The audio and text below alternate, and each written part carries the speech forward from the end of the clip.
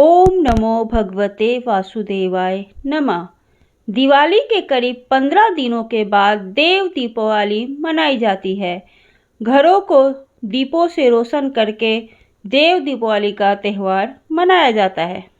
दीपावली रोशनी का त्यौहार है। हिंदू धर्म में दिवाली के अलावा देव दीपावली भी मनाई जाती है। दीपावली और देव दीपावली दोनों ही भारत में मनाए जाने वाले महत्वपूर्ण त्यौहार हैं। हिंदू पंचांग के अनुसार दीपावली का त्यौहार हर साल कार्तिक मास की अमावस्या को मनाया जाता है।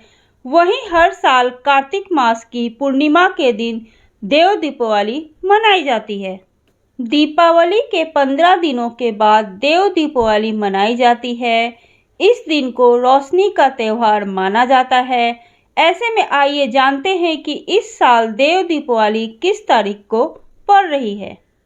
इस साल देव दीपावली 15 नवंबर को पड़ रही है।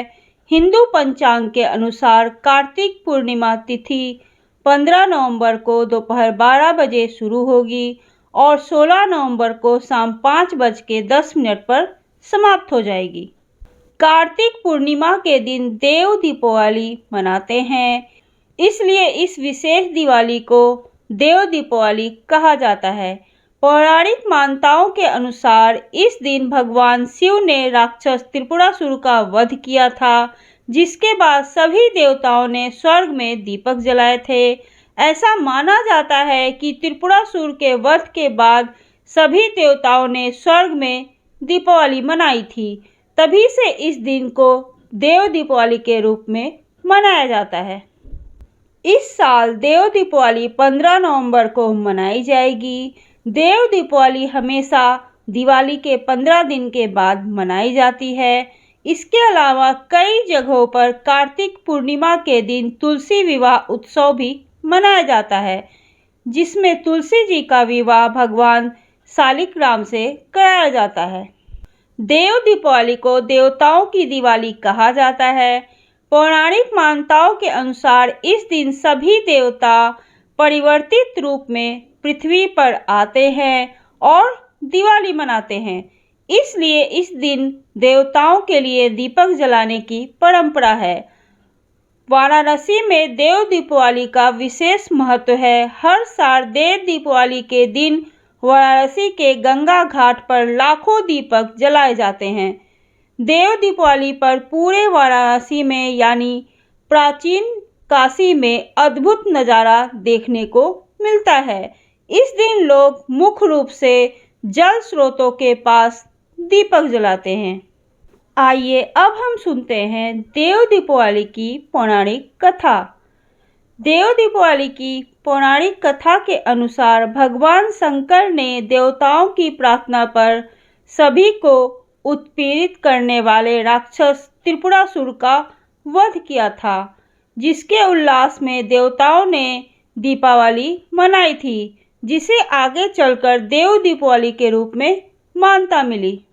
इसी संदर्भ में एक अन्य कथा भी है। त्रिशंकु को ऋषि विश्वामित्र ने अपने तपोबल से स्वर्ग पहुंचा दिया।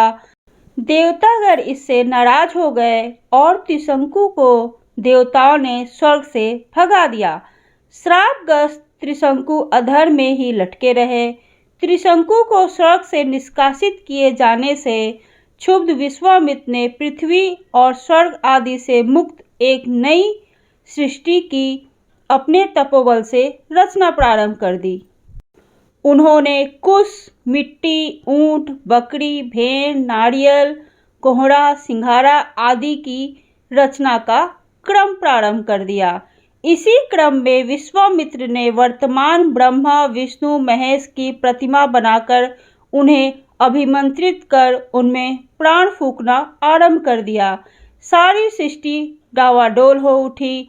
हर ओर कोहराम मच गया। हाहाकार के बीच देवताओं ने ऋषि विश्वामित्र की प्रार्थना की, जिससे कि महर्षि विश्वामित्र प्रसन्न हो गए और उन्होंने नई सृष्टि की रचना का अपना संकल्प वापस ले लिया। देवताओं और ऋषि मुनियों में प्रसन्नता की लहर दौड़ गई। पृथ्वी, स्वर्ग, पाताल सभी जगह इस अवसर पर दीपावली मनाई गई। यही अवसर अब देव दीपावली के रूप में मनाया जाता है। आपको मेरी ये कहानी कैसी लगी, प्लीज़ मुझे कमेंट करके ज़रूर बताइएगा। और ऐसी ही धार्मिक और रोचक कहानियों को सुनने के लिए प्लीज़ मेरे चैनल को लाइक कीजिए, सब्सक्राइब कीजिए। ओम नमो भगवते वासुदेवाय नमः।